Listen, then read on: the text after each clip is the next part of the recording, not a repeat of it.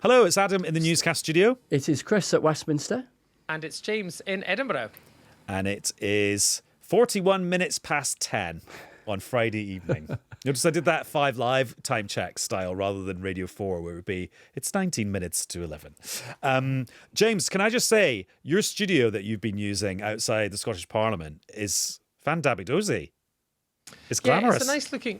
Well, all the very talented people in here have made the studio look very nice. We're having a bow from our cameraman. And this was Kirsty Walk's studio, really, though, isn't it? It's not really mine. It's really Kirsty's. But she's gone now. Everyone's gone now. I was saying while I was watching it during Golden Hour tonight that the lighting was more Hollywood than Holyrood.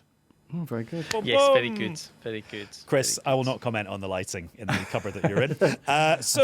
Chris, box. I last saw you at about 7:30 on Friday morning, where we were digesting some results that had come in from the English local authorities. Yeah. And actually, even though we hadn't got all the results, maybe not even half, the picture was becoming quite clear, and we just got confirmation of that throughout the day, didn't we, in England? We did, really, yeah. So we are gathering again 15 hours later, and I think, broadly speaking, in England, the trends that we were picking up from those results overnight continued.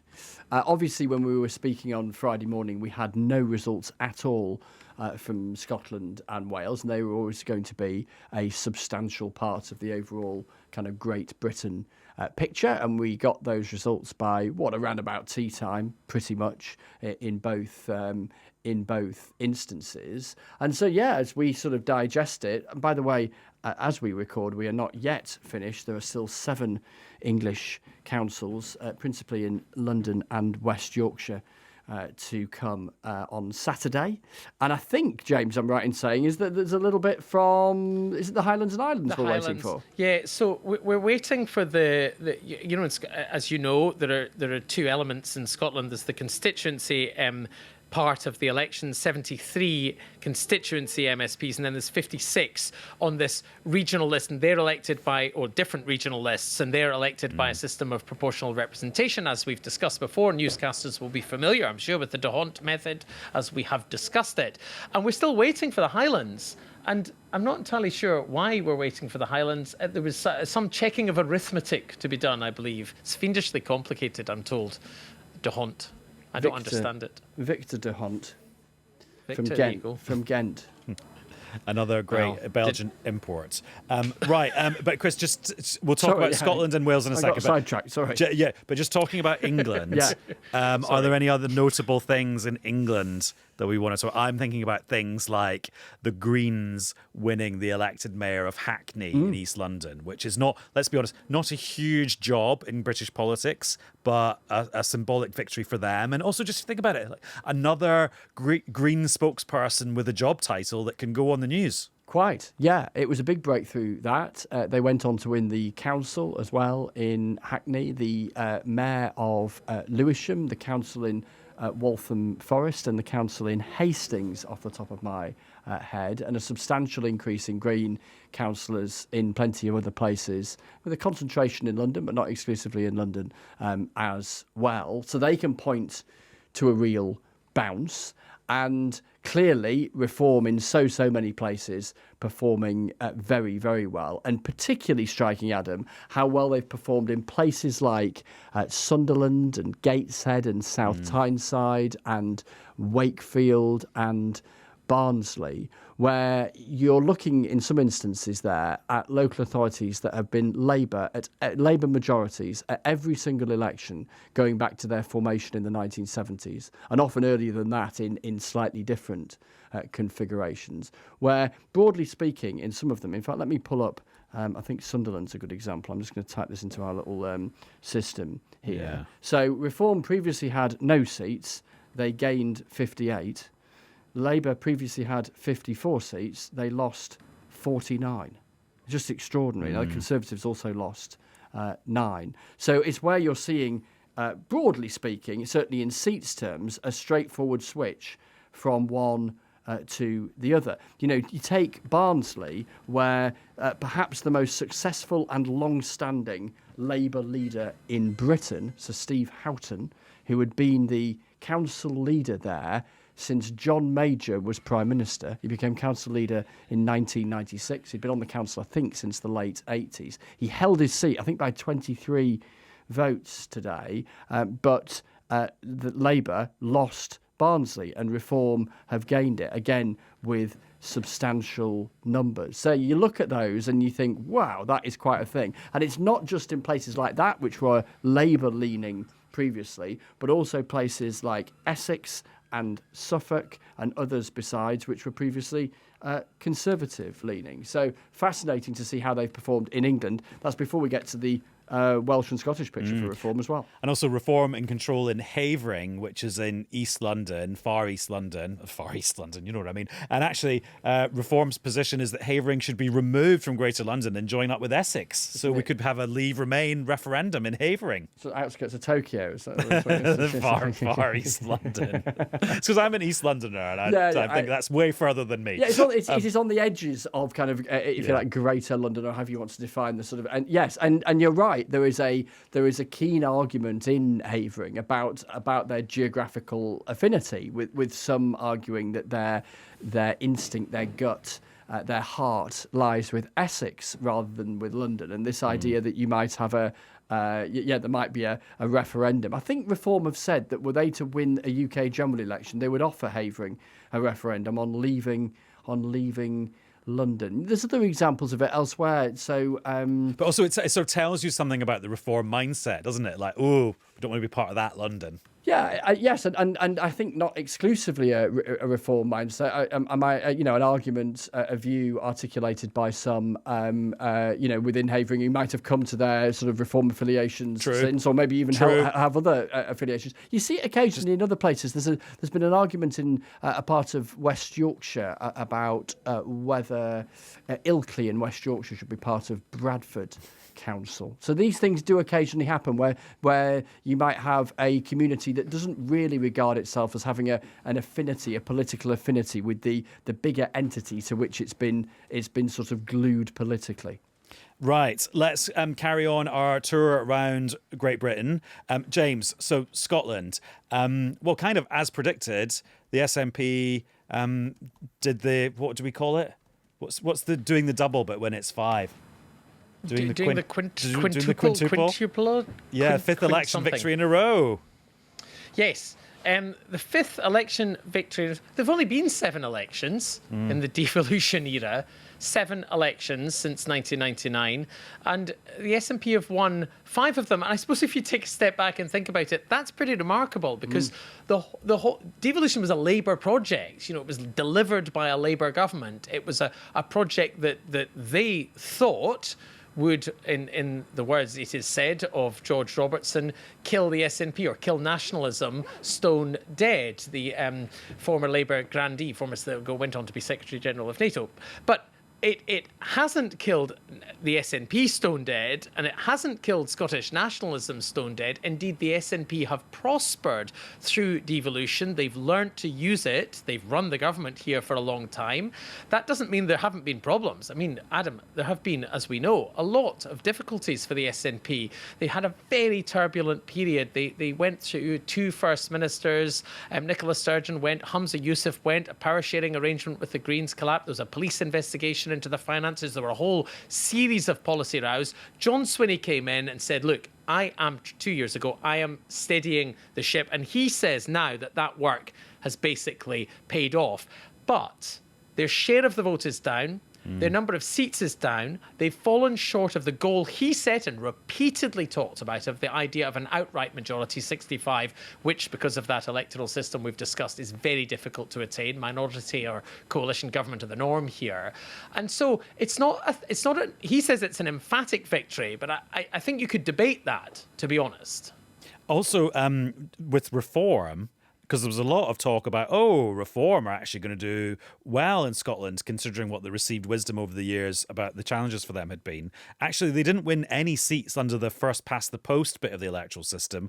They got their their 15 seats on the proportional regional system. Yeah, but look, we're still waiting for that last count from the Highlands. Yeah. So we exactly where that's going to land. Exactly where they're going to land, and exactly how bad it is for Labour, and exactly how well of reform have done isn't clear. But yes, I mean, they had hoped to pick up some or maybe one constituency seat. They were particularly hopeful in Banffshire and Buchan Coast. It was easier when they just called it Banff and Buchan when Alex Salmond was the MP there a long time ago. But they didn't win that. But they have picked. I mean, they came from nowhere, Adam. I mean, they didn't exist in any meaningful sense in Scottish politics until today, and now they very much do in a big way. Malcolm Offord is talking about, how he's going to be the leader in Scotland, Lord Offord, how he's going to be shepherding his disparate bunch of MSPs and what they're going to be doing in the Parliament here. One thing they want to do is to campaign for tax cuts and cuts to welfare spending and cuts to immigration. They have a very distinct policy agenda as compared to some of the other parties in the Parliament. And if you look at the map, there's that big band of blue in the borders where the Conservatives have held on, and that kind of looks pretty good for them. But then you realise there's lots of areas where they've lost seats because they lost 16 seats, didn't they? And that reminds me a little bit of the Conservative performance in England, in that they did pretty well in some kind of set-piece councils in London, which disguises from the fact that actually they've had quite a lot of losses elsewhere. Yeah, I think that's right. I mean, there's no two ways about it. It's a bad election for the Scottish Conservative Party and its leader, the former journalist Russell Findlay. I have to say, on the eve of poll, when I was putting the report together for the 10 o'clock news with my colleagues, and we put in, we're putting in the little clips, and we put in the clip of Russell Findlay, and all of us just said, he doesn't look very happy, does he? There's something wrong there. He doesn't, and no wonder. But there's other people that are unhappy too. The SNP, it's not all triumph for them. They've lost some key seats, and Angus Robertson, a cabinet minister, was unseated himself in Edinburgh Central. I saw him yesterday. I drove past him. He didn't see me. He was driving his car, and I thought, he looks really worried. And well, he might have looked worried, as it turned out, because he was defeated by the Greens, who had a fantastic He might have just seen a red light. Listen, to be fair, I think he was just like, he was driving a car. Right? I'm over-interpreting how worried he looked at that moment. Chris, do you know the link between Angus Robertson and Brexitcast? It's quite a personal link. Yes, now hang on a minute. I think I do, because did he not?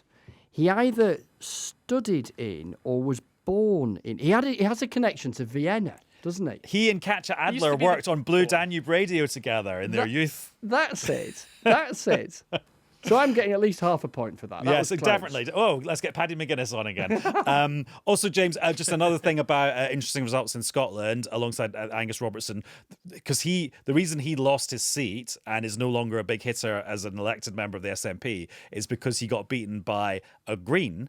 And this is the first time the Greens have won seats in the first past the post bit of the system. Yeah, the Greens are absolutely delighted. They're delighted about their win there and their win in Glasgow South Side. And both of those seats are very interesting because one was Angus Robertson, as you say, an SNP cabinet minister. Not only that, but he was defeated by the former co-leader of the Greens, Lorna Slater, who was unceremoniously, along with her fellow co-leader, chucked out of the power-sharing arrangement by Humza Yousaf.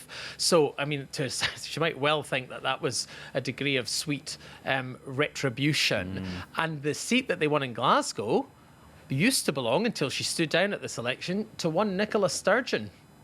Yeah, lots of interesting things happening. Right, let's talk about Wales now, Chris. And it was interesting, I noticed your piece that you did on the 6 o'clock news, like the first kind of 2 minutes was all about Wales because it was so significant. Yeah, it's always tricky, I think, particularly on days like this, where I'm reminded sitting here at Westminster of the kind of multi-nation state that the UK is. What is the standout headline from these elections? Well, it clearly depends on where you are in the UK. But if you're stepping back and trying to, if you like, pick the thing that most stands out, then for me, partly because it came quite late in the day and that kind of drives the news value, but then secondly, I think just because of the scale of it, was the result in Wales, because Labour's pedigree of winning elections in Wales, as we've repeatedly said in the last couple of weeks, goes back a century.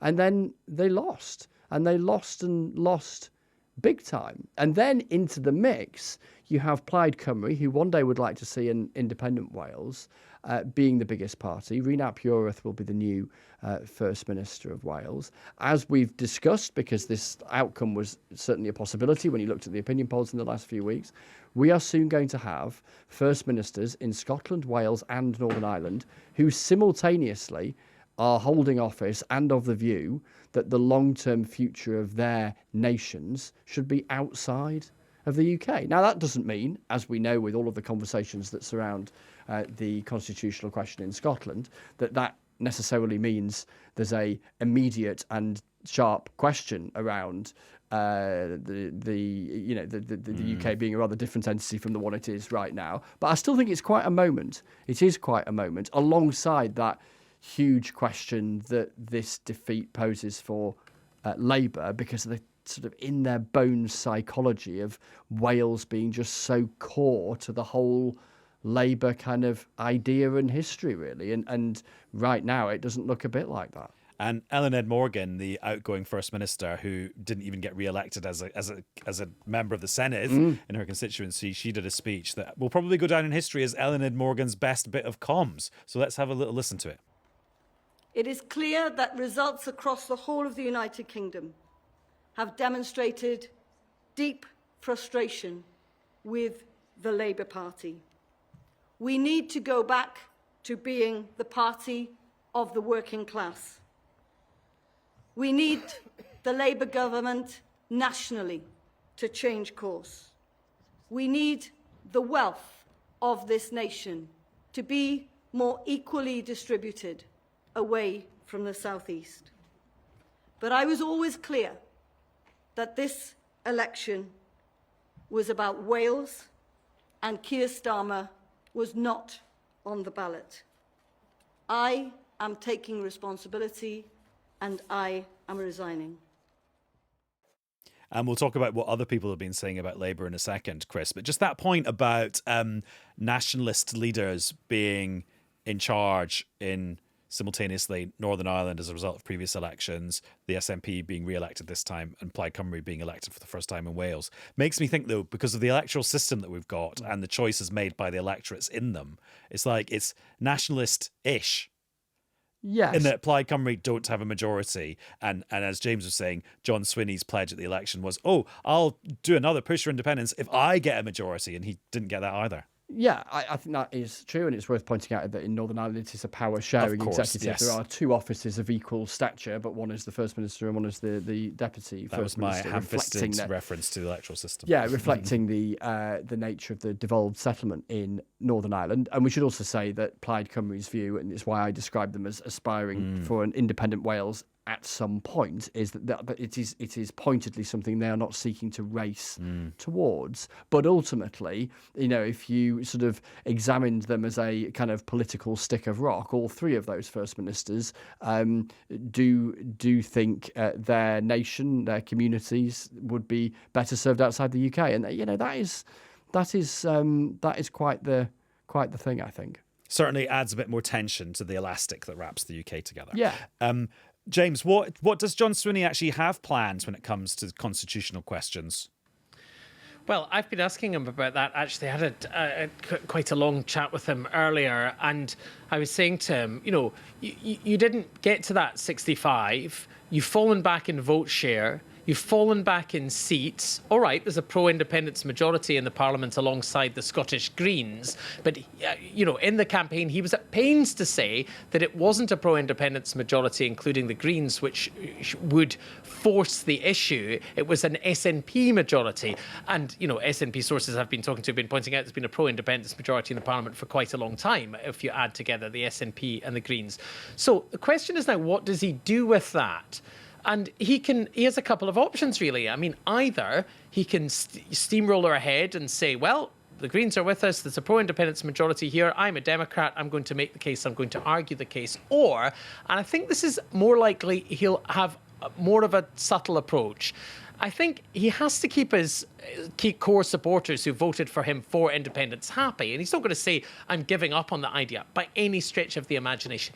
But I think we will see him in the coming days and weeks saying, I have heard what you, the voters, have said about the importance to you of tackling the cost of living, of making life more affordable, of fixing the health service, and in his key priority of bringing down poverty.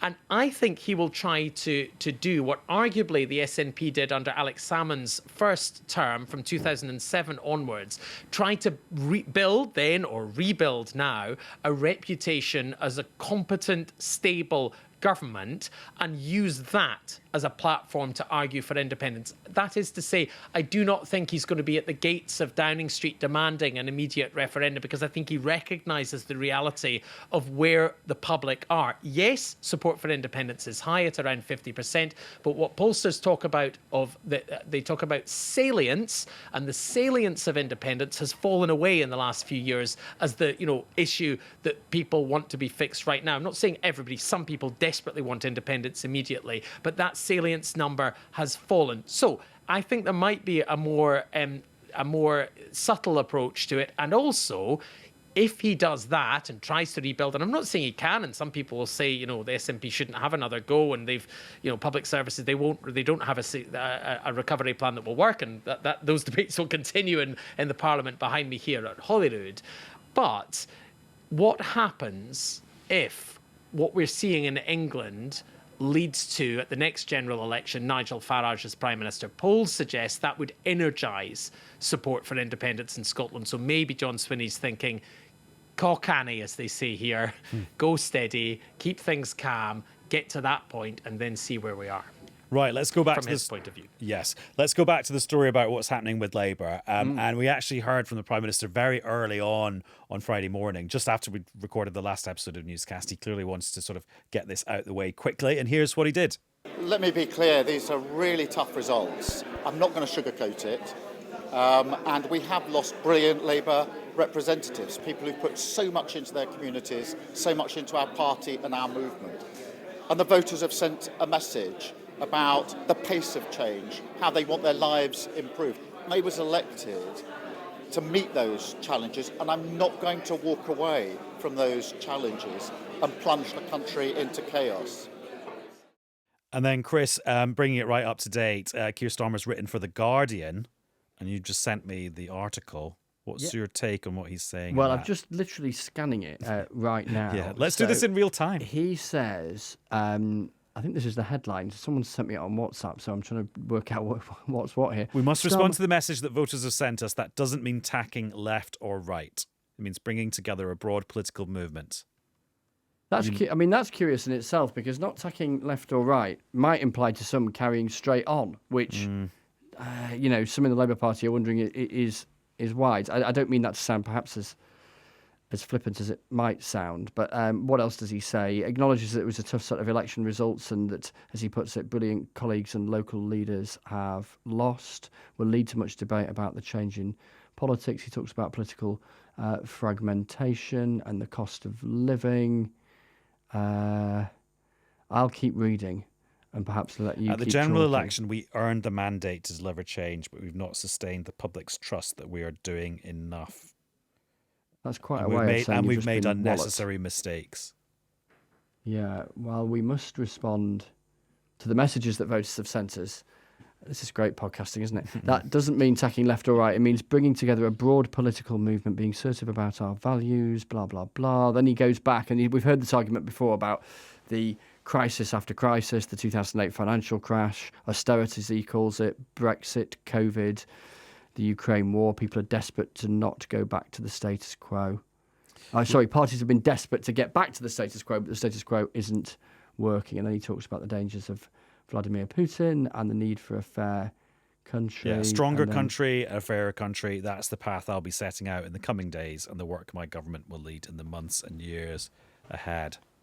My government in the years ahead. Yes, I'm not sure that's going to change the weather wildly with those MPs who are not convinced that he ought to last much longer as Labour's leader and as Prime Minister. It wouldn't be surprising, I think, if we hear from Keir Starmer in some sort of speech, some sort of event at the beginning of next week, and then we've got the King's Speech, the state opening in Parliament on Wednesday, which is a proper kind of relaunch with all the bells and whistles. We've counted up tonight, Adam, as we record at now 11 o'clock on Friday night, 20 Labour MPs who have publicly called for the Prime Minister to go, some of whom said it for the first time today, some of whom had said it before. Quite a few of whom are talking about him setting out a timetable for his departure, as opposed to suggesting that he ought to go right away. And at least some of them are rather keen on the idea of Andy Burnham, the Mayor of Greater Manchester, being the next Prime Minister. And of course, he's going to need time if he's going to make it back to Westminster, because he's got to find a seat and then persuade Labour to let him run in the seat and then win the seat. And none of those things are guaranteed. And as we're recording, I see my colleague on our news desk, Emily, has just put in one of our WhatsApp groups that Nick Eardley, our colleague, has just interviewed Wes Streeting. Now, the reason this is interesting is that loads of the Cabinet were putting on social media earlier how much they supported the Prime Minister and you should let him carry on, etc., in response to these MPs saying maybe you shouldn't. By the way, to put 20 into context, there's more than 400 Labour MPs, but these are ones who are willing to say it publicly. Anyway, Wes Streeting had not tweeted his support, but he has now spoken to Nick Eardley at the Redbridge Sports Centre. This is in East London, where he's an MP, and there's been accounts for the council there. Keir Starmer will have my support, he says, when he sets out on Monday how he intends to ensure our government can still deliver the change people voted for.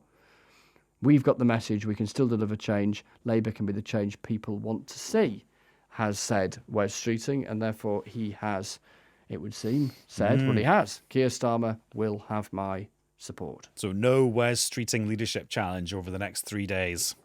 That seems to be clear, I think, from what I'm reading there. Ed Miliband, when he eventually tweeted, he wasn't one of the first out the blocks either.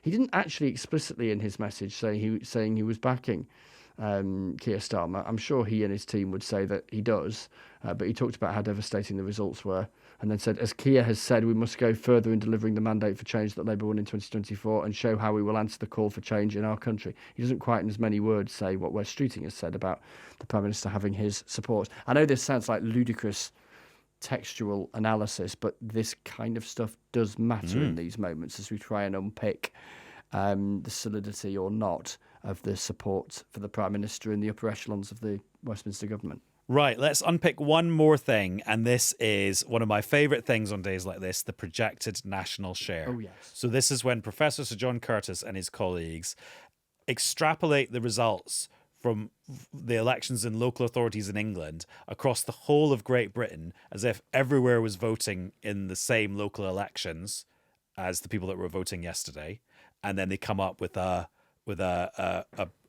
projection for how that would look UK-wide or Great Britain-wide. So it's not the same as saying, oh, if this was a general election, this is what would happen. It's not like that. It's more subtle than that. But it does give you an interesting kind of gist of where we are politically. And it shows Reform ahead of the pack on 26% of the vote, which maybe is not as high as sort of the hype of the last year or two would maybe have suggested. It's down on where they were last year. Yeah. And then you've got the Greens next on 18%.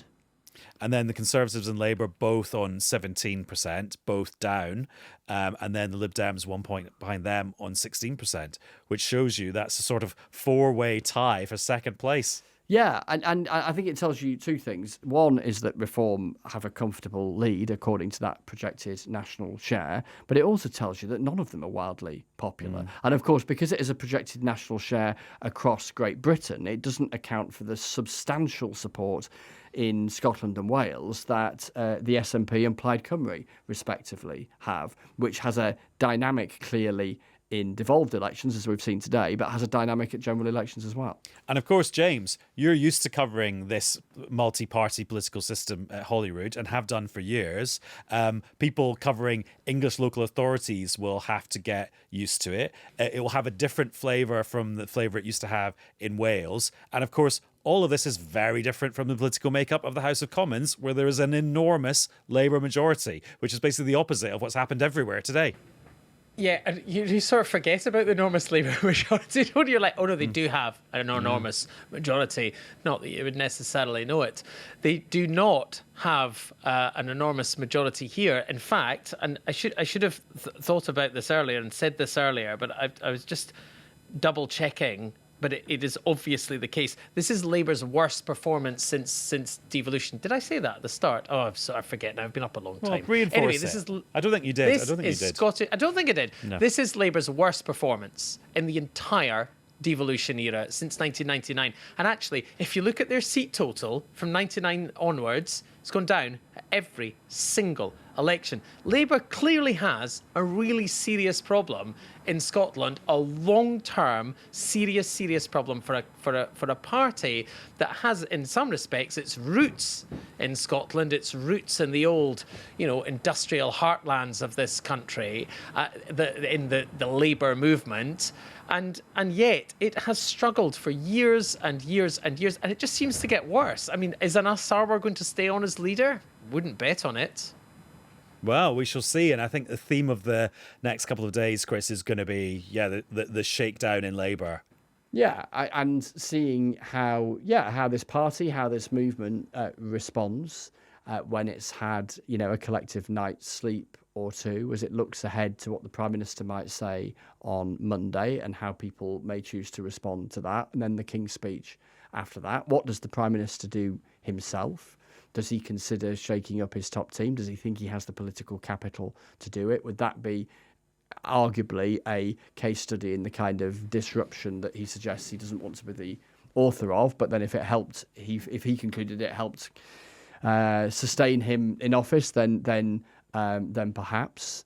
It's going to be a really interesting couple of days, and particularly, as I say, with that King's speech just around the corner, you won't necessarily see Westminster flooded with MPs between now and Wednesday when the King's speech is happening, which is perhaps no bad thing if you're in Downing Street, an additional perhaps contributor to deciding that it would be a good idea to schedule the King's speech for the week after these elections for that kind of reset moment. And then we're going to get those significant moments in Wales, the arrival tomorrow, Saturday lunchtime, I think it is, of the phalanx of new Plaid Cymru members of the Senedd gathering for a photo call outside, and within the next few days, the whole process of them beginning to form what would appear to be, I suspect, a minority government rather than anything more formal. And then all of the history and precedent that comes, as James has been saying, with the Scottish National Party heading in for another term in devolved government at Holyrood. So there'll be interesting things to watch and to mark in Holyrood, at the Senedd, and here at Westminster. And I should say, Adam, that just in total fairness to Labour, I'm talking about their vote share going down, or rather their seats going down every single Holyrood election. They clearly have shown the ability to bounce back, not least a couple of years ago at the general election. I mean, 2 years ago, it was a completely different picture. And there was a great surge of optimism in the Labour Party, and they jumped up to 37 seats from 1. And Anas Sarwar really was on track to be First Minister. And so you can see why he's really annoyed and why he called for the Prime Minister to quit in February, thinking maybe this is my only hope here, because it does seem that he has been dragged down by the fortunes of the UK government and the deep unpopularity of Sir Keir. And on that point, actually, perhaps as a sort of final thought, is speaking to folk from all sides here at Westminster today, what they all will acknowledge with a certain humbleness, really, is that volatility can cut in all sorts of different directions remarkably quickly. Our politics of recent years at every level rather illustrates that. And why should we assume that this is the end of it? And so, who knows? Who would have predicted a couple of years ago we would be where we are now? So who on earth would predict where we might be in a couple of years from now? And I've realised I have misused a word yet again. Oh, no, this is now a weekly occurrence. So I said shakedown in the Labour Party. I've just checked. That's technically extortion as of blackmail. And what I actually meant was shake out, which is a rapid, dramatic restructuring of an industry or market, resulting in the elimination of weaker companies or investors. I'm glad we clarified So that. I meant shake out of the Labour Party. And a potential shake out, not a definitive shake out. So if Susie Dent from Dictionary Corner wants to write in to complain, I've saved her the trouble. Chris, good to see you at both ends of the day. Ta-ra. And James, thank you for sitting in your big budget, beautifully lit studio for us. Actually, James, No. before you go, I've Yes, got a question Chris? for you, because a colleague sent me this. A colleague sent me a picture of you I'm just going to find it. I was sent it on social media. Hang on a minute. I'm just going to find it on my this sounds worrying. WhatsApp. What is it? Someone sent a picture of you. And it was you interviewing the SNP leader, John Swinney, with the caption, "You could hear someone whispering in London with that," because you are holding the world's most giant microphone. Oh, yes, the big fluffy. That's a Sennheiser 416. Is it for really? those who are interested. Right, it looks like a giant it's rodent. Big fluffy. It's a lovely microphone. A lot to handle, though. Indeed, Adam. And they are very dangerous when you're filming around dogs. Oh, because they love it. Dogs Yeah, love because them. dogs, yeah. They do, Yeah. as we all know. It's like you're going fox hunting. Right, that is definitely it for this episode of Newscast. There will be further episodes of Election Cast covering the shake out in the Labour Party and other political developments in various parts of the United Kingdom with Laura and Paddy over the weekend. So please do keep them company. Bye-bye.